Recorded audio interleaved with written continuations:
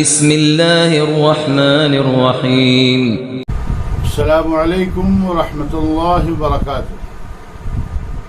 الحمد للہ رب العالمین والعاقبۃ للمتقین والصلاة والسلام علی خیر خلقہ محمد وآلہ وصحبہ اجمعین ومن تبعہم بإحسان الی یوم الدین بعد۔ ناظرین کرام، برادران اسلام، میری عفت ماؤں بہنوں اور بیٹیوں،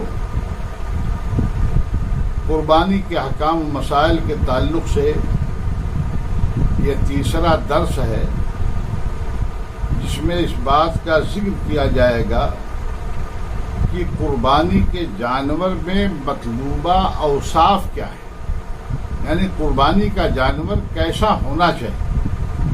احادیث کی روشنی میں بنیادی طور پر قربانی کے جانور میں دو باتوں کا لحاظ رکھنا ضروری ہے۔ پہلی بات یہ ہے کہ جانور دانتا ہو، یعنی اس کے نیچے کے دودھ والے کم از کم 2 دانت خود سے گر چکے ہوں۔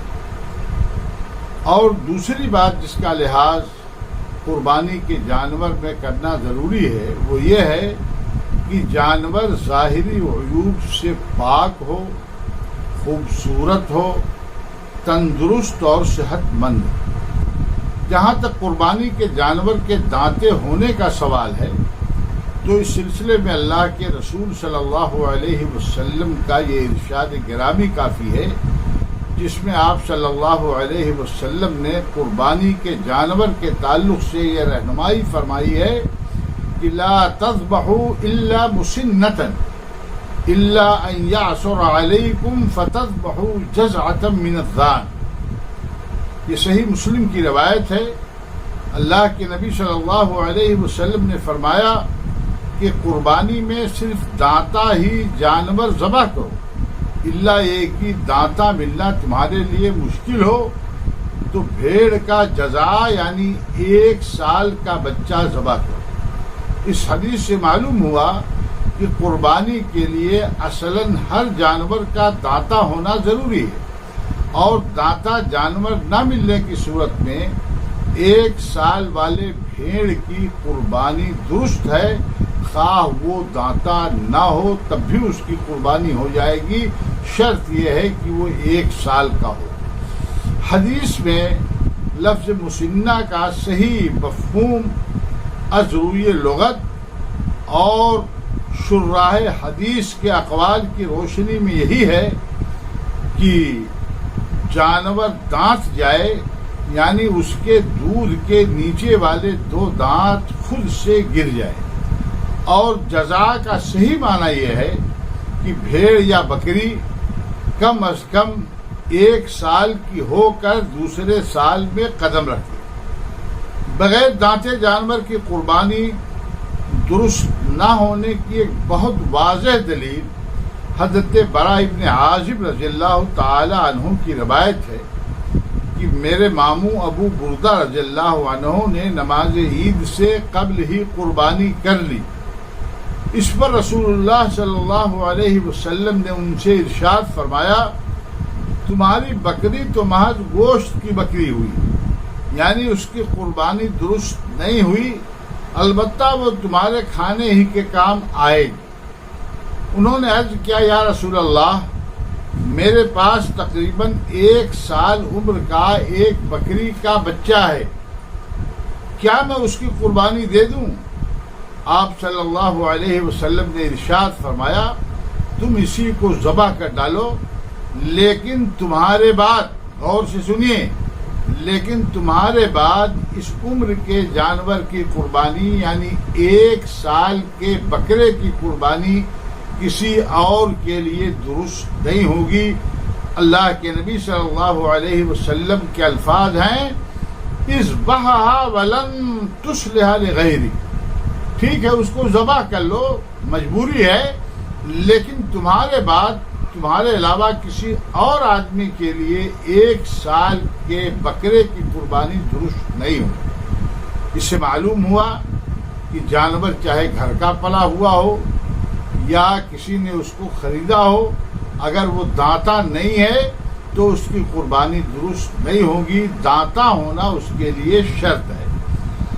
اگر کسی نے قربانی کے لیے جانور پالا، ایک سوال ہے کہ قربانی کسی نے پالا اور اس کو امید تھی کہ عید الاضحیٰ آتے آتے وہ قربانی کا وہ جانور دانت جائے گا، لیکن ایسا نہیں ہو سکا. قربانی کا جانور پالا مگر وہ قربانی کے وقت تک دانت نہ سکے تو جائز ہے کہ آدمی اسے فروخت کر کے اس سے بہتر جانور خرید کر قربانی کر لے، بشرطے کہ اس سے بہتر جانور خریدنے کی اس کے اندر استطاعت، اس کو بیچ دے اور وہ پیسہ لگا کے کچھ اور پیسہ لگا کر کے اس سے کچھ بہتر جانور، اچھا جانور خرید لے، جیسا کہ امام مالک رحمہ اللہ نے اس کی اجازت دی ہے. نیز شیخ محمد بن صالح العثیمین رحمہ اللہ نے شرح الممتع میں بھی شرط کے ساتھ جانور کے تبادلے کی اجازت دی ہے کہ اس سے بہتر خریدا جائے. انہوں نے حضرت جابر رضی اللہ تعالی عنہ سے مروی اس صحیح حدیث سے استدلال کیا ہے کہ ایک شخص نے فتح مکہ کے موقع پر اللہ کے نبی صلی اللہ علیہ وسلم سے عرض کیا کہ میں نے نذر مانی ہے کہ اگر اللہ آپ کو مکہ کی فتح نصیب فرما دے گا تو میں بیت المقدس میں نماز پڑھوں گا. آپ صلی اللہ علیہ وسلم نے اس آدمی سے کہا کہ صلی ہا ہونا، تم یہی مکہ میں نماز پڑھ لو، حرم میں نماز پڑھ لو، اس لیے کہ یہ جگہ بیت المقدس سے افضل ہے. اس شخص نے پھر اپنی بات دہرائی. اللہ کے نبی صلی اللہ علیہ وسلم نے پھر یہی ارشاد فرمایا کہ صلی ہاں ہونا، یہی مکہ میں حرم میں نماز پڑھ لو. اور اس کے بعد جب تیسری مرتبہ اس نے یہی بات دہرائی تو اللہ کے نبی صلی اللہ علیہ وسلم نے فرمایا فشأنک اذن، تب جیسی تمہاری مرضی. اس سے استدلال کرتے ہوئے علامہ محمد بن صالح العثیمین رحمہ اللہ نے یہ فرمایا ہے کہ بہترین چیز تبادلے کے طور پر، جیسے بیت المقدس کے مقابلے میں خانہ کعبہ اور حرم اور مکہ، حرم مکی یہ زیادہ اہم ہے اور زیادہ محترم ہے اور اس کا مقام زیادہ ہے، تو اللہ کے نبی صلی اللہ علیہ وسلم نے بیت المقدس کے مقابلے میں یہاں نماز پڑھنے کا حکم دیا، اس لیے کہ وہ اس سے افضل ہے. اور علامہ ابن قدامہ نے لکھا ہے کہ امام احمد، امام عطا، امام مالک، امام ابو حنیفہ اور امام محمد بن حسن رحمہ اللہ وغیرہم بھی جواز کے قائل ہیں. یعنی یہ لوگ بھی جائز سمجھتے ہیں کہ قربانی کے جانور کا تبادلہ کر لیا جائے اگر وہ دانتا نہیں. علامہ ابن قدامہ نے مزید لکھا کہ قربانی کے جانور کا تبادلہ وقف کے احکام سے ملتا جلتا ہے. جیسے موقوف شے کا تبادلہ اس کے جنس سے جائز ہے، قربانی کا تبادلہ بھی اس جیسے جانور سے یا اس سے بہتر جانور سے درست ہے. ان علماء کے اقوال کی روشنی میں شیخ مصطفیٰ بن اسماعیل السلیمانی نے صراحت کی ہے کہ میرے نزدیک جمہور کا مسلک زیادہ راجح ہے، یعنی جانور کا تبادلہ اس سے بہتر جانور سے کیا جا سکتا ہے، لیکن کم قیمت والے سے تبادلہ درست نہیں ہے. اللہ رب العالمین ہم تمام مسلمانوں کو احادیث کے مطابق، سنت کے مطابق قربانی کرنے کی توفیق عطا فرمائے اور ہماری قربانیوں کو شرف قبول عطا فرما کر کے اس کے ثواب سے ہم سب کو بہرہ فرمائے. آمین. وآخر دعوانا ان الحمد للہ رب العالمین. السلام علیکم ورحمۃ اللہ وبرکاتہ.